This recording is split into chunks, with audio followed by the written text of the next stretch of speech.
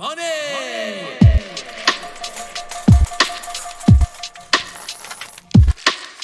What Your Bank Doesn't Tell You, a podcast by UMushroom.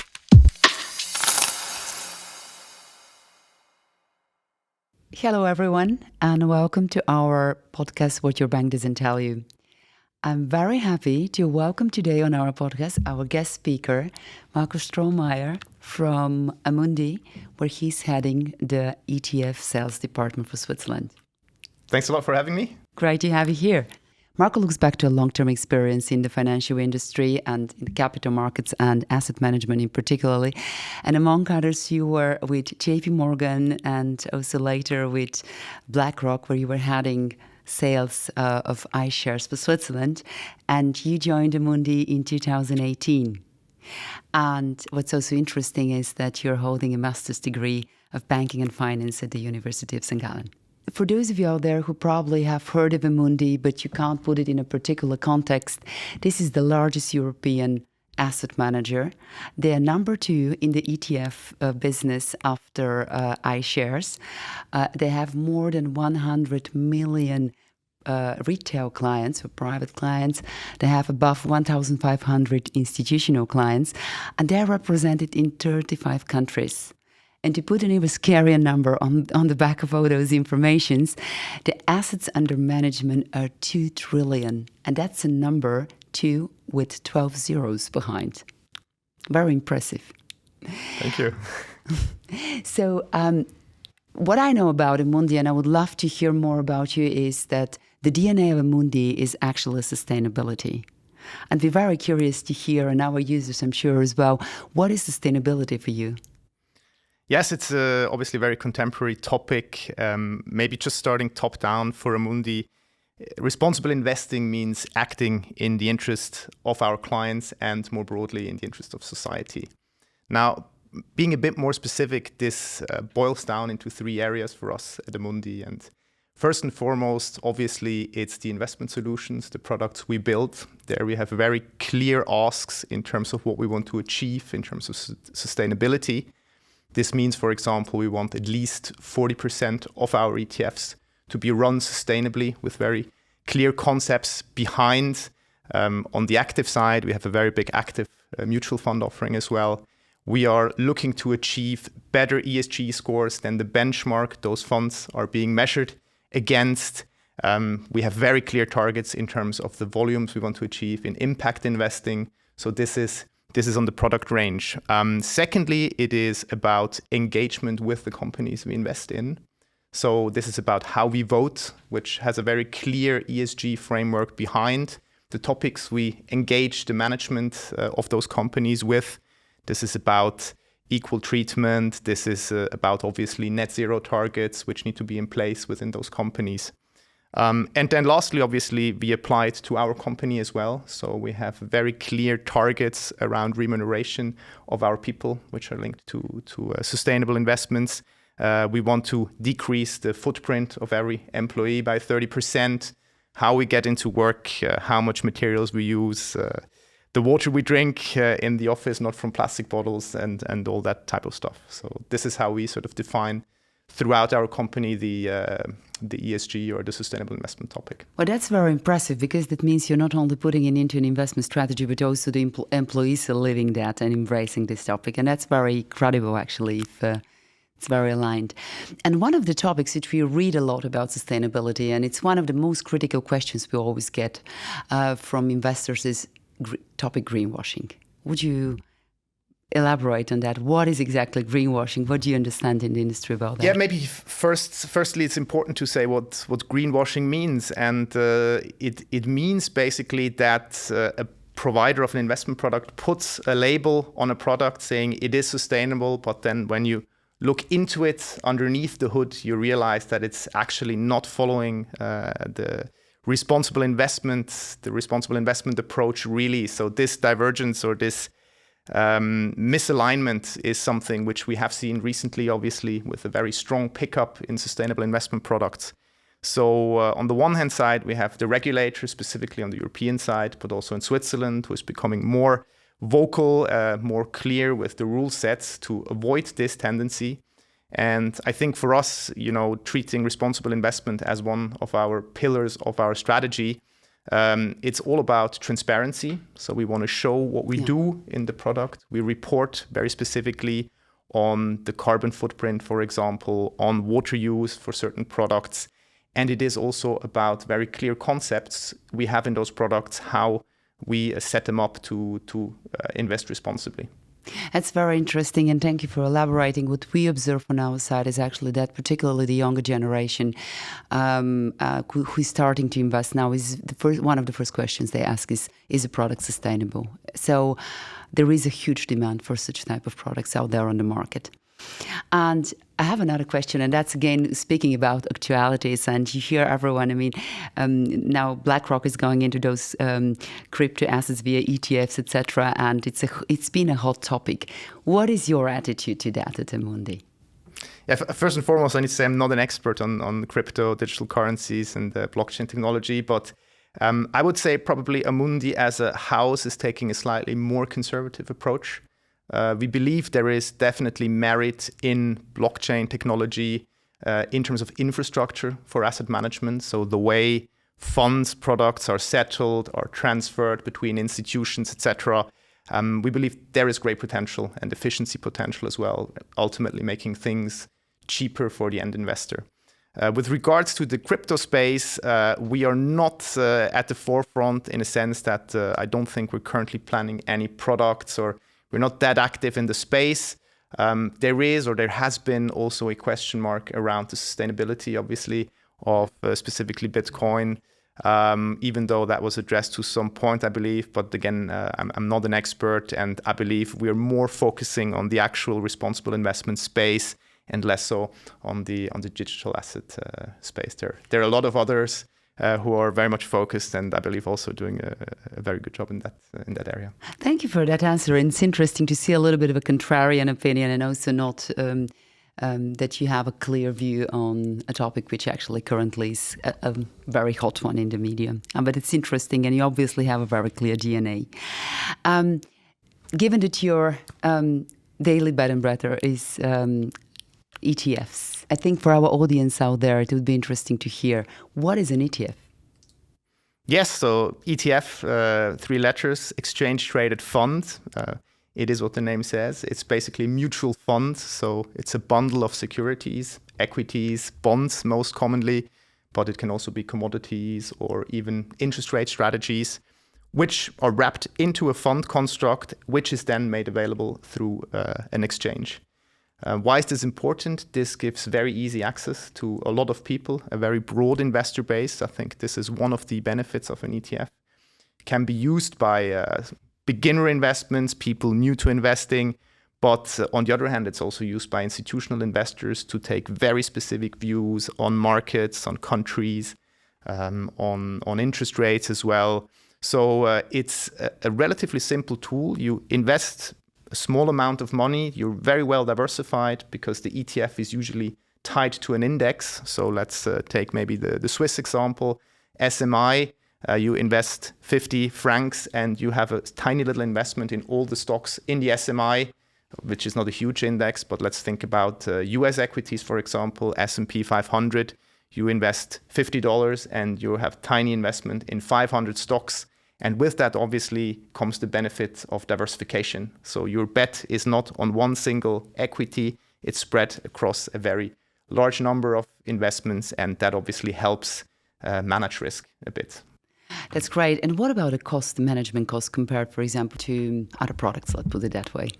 Yeah, I mean, one of the key advantages of ETFs, obviously, is that they're very cheap. The pricing is very attractive. Reason being is that you don't have an active portfolio management team, a research team, which needs to produce research and views on individual stocks.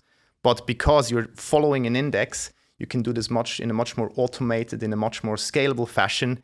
And this then results in cost between, I would say, what we see in our product range, 25, 30 basis points, but it goes down to as low as 5 basis points, so 0.05%. And this is an important one because academia and research show that over time, the cost of investing is a very important factor. And for those who are in the game for the long run, an ETF portfolio as a core investment can be very attractive because it's very low in cost and eats away much less of your revenues than other strategies.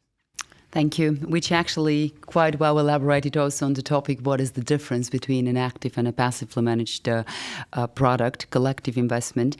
And you're seeing you're dealing with a lot of professional investors, and I'm sure you have an amazing overview about what is the current asset allocation among the professional portfolios. And for those of you out there who are not familiar with the term asset allocation, it's actually the split between equities, bonds, commodities, precious metals, alternative investments, to which also real estate, among other, belongs, etc. So what do you see in the market currently? I mean, a lot has changed over the last couple of months, as you certainly witnessed, in terms of the move in interest rates. There is a lot of political risk as well in the markets these days, which makes it incredibly hard to invest.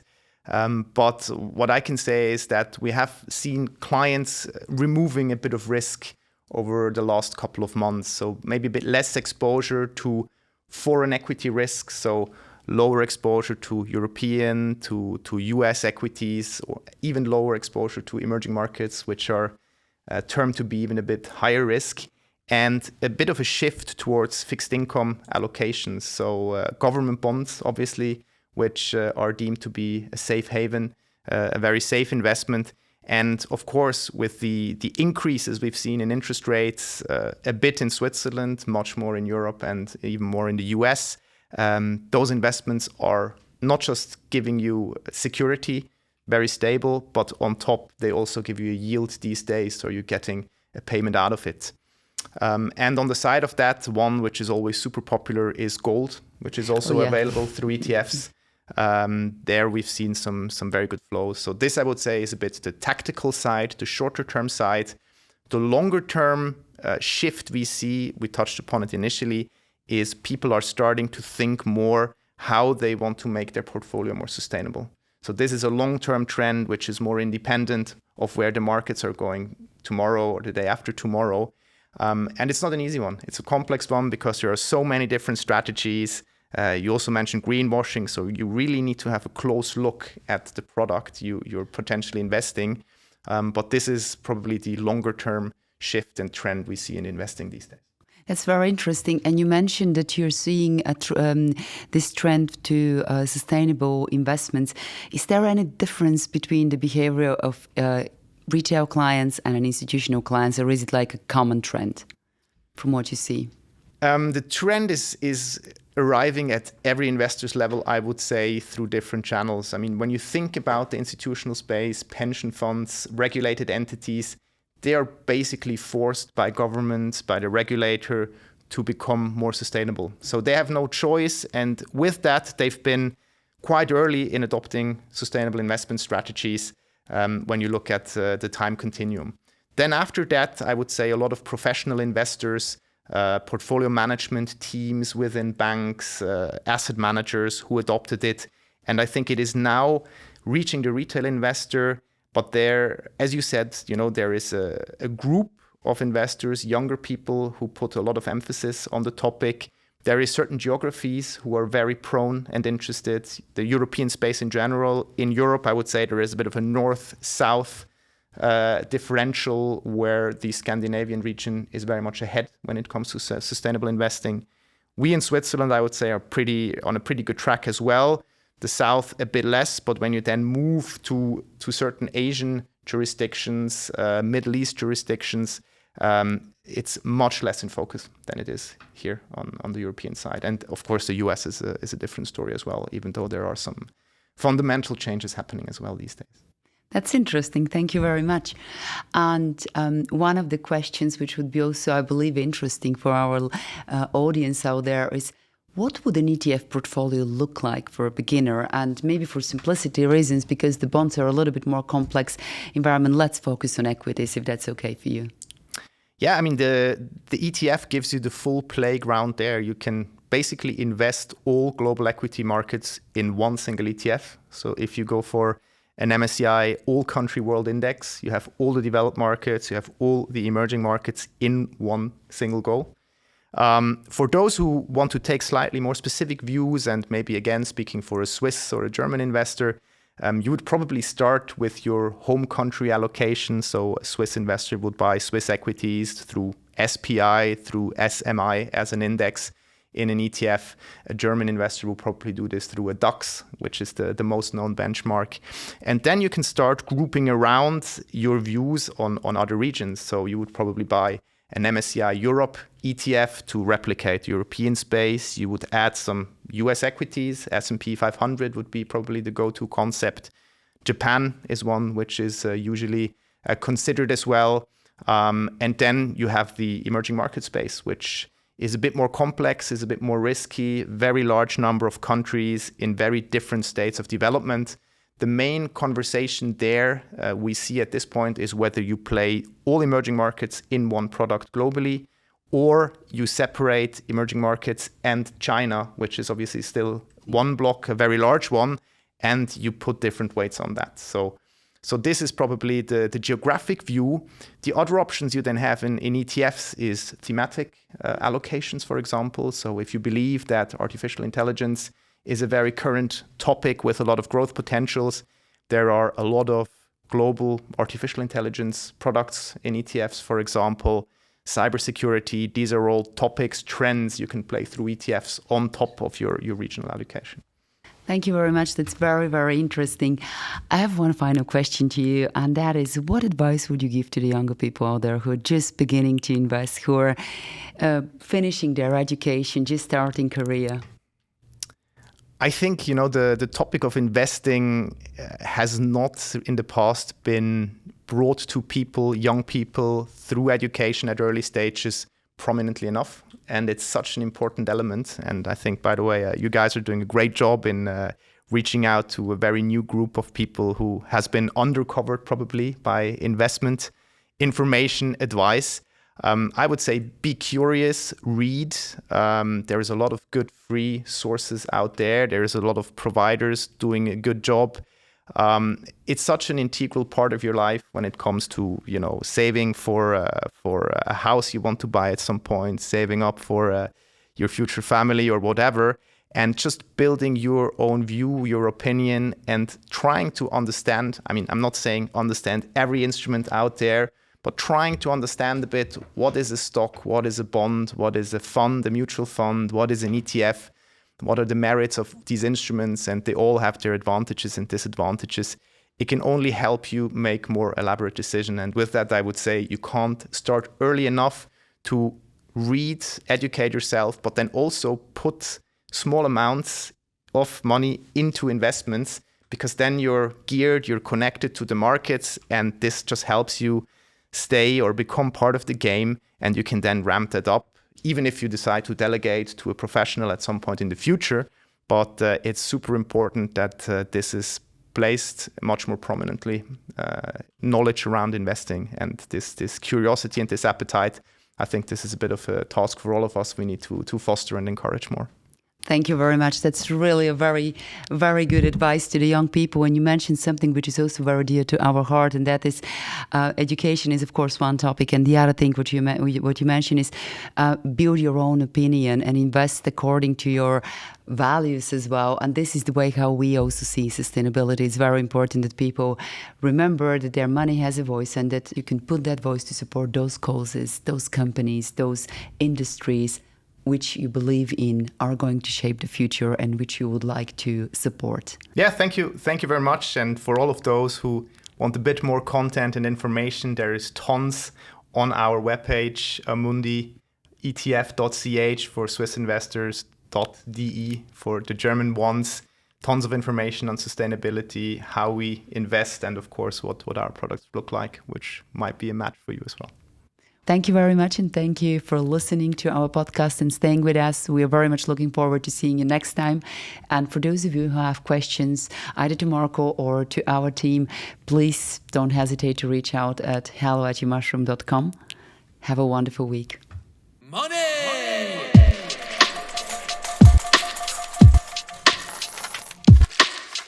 What Your Bank Doesn't Tell You, a podcast by UMushroom.